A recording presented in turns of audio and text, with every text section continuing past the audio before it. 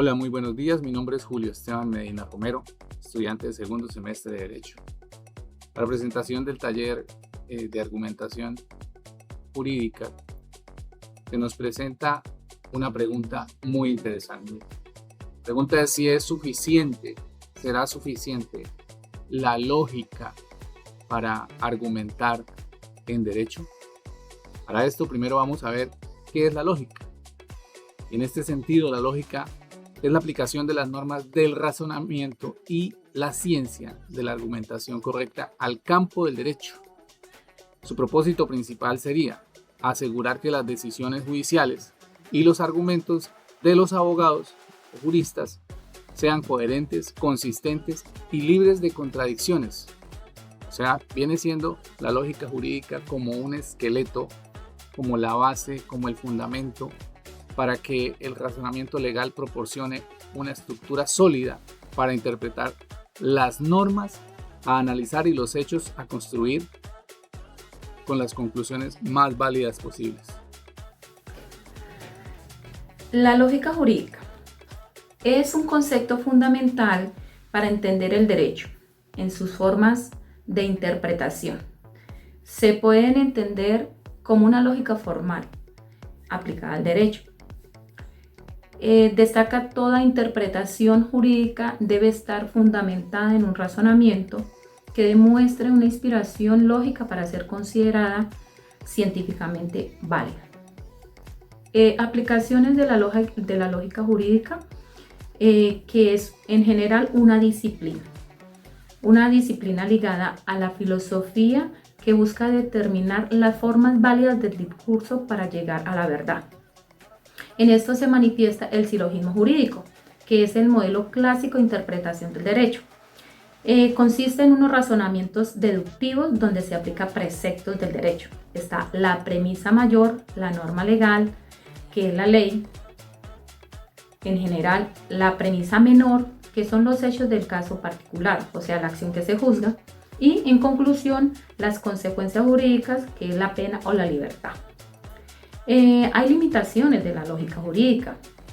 Es cuando el proceso de aplicación de la ley no siempre se reduce a un solo silogismo. La lógica formal es insuficiente cuando la ley obliga a un juez a considerar ciertas circunstancias especiales de hecho para fijar una pena dentro de ciertos límites. Como se menciona en un ejemplo.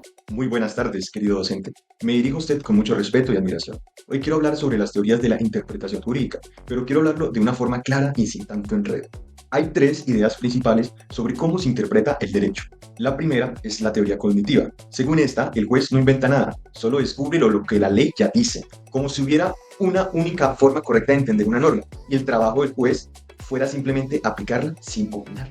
La segunda es la teoría escéptica, que va al otro extremo. Aquí interpretar es más bien decidir. El juez no descubre un solo sentido, sino que elige entre varios posibles, dependiendo del caso y del lenguaje de la norma. Y la tercera es una postura intermedia basada en lo que dice el filósofo Herbert Hart. Esta teoría acepta que hay dos casos donde la ley es clara y no hay mucho que pensar, pero también hay situaciones donde el lenguaje no es tan preciso, y ahí el juez tiene que decidir y justificar por qué eligió ese sentido. A esto, Hart le llama una textura abierta del lenguaje. Hay un núcleo con casos fáciles y una zona de penumbra donde las cosas no son tan evidentes y el juez tiene más margen para decidir. También se explica que la interpretación depende de quién la hace. Si la hace el Congreso, sirve para aclarar una ley y tiene el mismo valor que una nueva norma. Si la hace un juez, aplica solo para el caso que se está resolviendo. Y si la hace un académico o un profesor, no es obligatorio, pero puede ayudar a entender mejor el derecho, aunque a veces se aleja un poco de la realidad. Ahora, un par de ejemplos para aterrizar esto en Colombia. Según Atienza, cuando la Corte Constitucional decide sobre temas como el aborto o el matrimonio igualitario, no solo aplica la Constitución. La Corte construye argumentos, usa principios, derechos fundamentales y explica paso a paso por qué su decisión es válida. Y según García, pensemos en un juez que decide la custodia de un niño. No hay una respuesta única, así que el juez debe usar sus pruebas, informes, testimonios y justificar bien su decisión, siempre pensando en el interés del niño. Muchas gracias. Buenas, querida audiencia, querido doctor Carlos Iván Molina. Nuestra postura final, para empezar, va a ser algo contundente. La lógica jurídica, el uso de premisas, silogismo y detección de falacias son una herramienta necesaria para dar coherencia y exigibilidad al derecho. pero esto no es suficiente para resolver todos los problemas jurídicos. Las lecturas del taller, ejemplo, nos muestran precisamente ese límite cuando la lógica organiza el razonamiento, pero la decisión jurídica exige interpretación y valores. Desde la hermenéutica entendemos que la norma necesita ser interpretada en su contexto social y constitucional. Manuel Atienza nos recuerda un poco que la persuasión, los principios y la integridad del sistema jurídico completan al silogismo formal. Un ejemplo cotidiano, el silogismo versus la hermenéutica. Premisa mayor: la ley permite el desalojo por falta de pago. Premisa menor: la familia lleva un mes sin pagar por pérdida súbita de ingresos. Conclusión lógica: procede al desalojo. Ese silogismo es correcto formalmente, pero si aplicamos la hermenéutica y los principios constitucionales de dignidad humana y proporcionalidad, el resultado puede ser distinto. Un juez puede diferir el desalojo o exigir medidas menos gravosas. Así se evita un resultado formalmente lógico, pero materialmente injusto.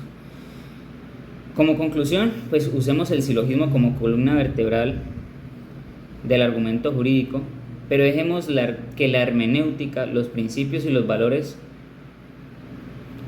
de cierta forma guíen la decisión justa. Entonces ya con eso concluiría mi grupo. Muchísimas gracias, querida audiencia, querido doctor.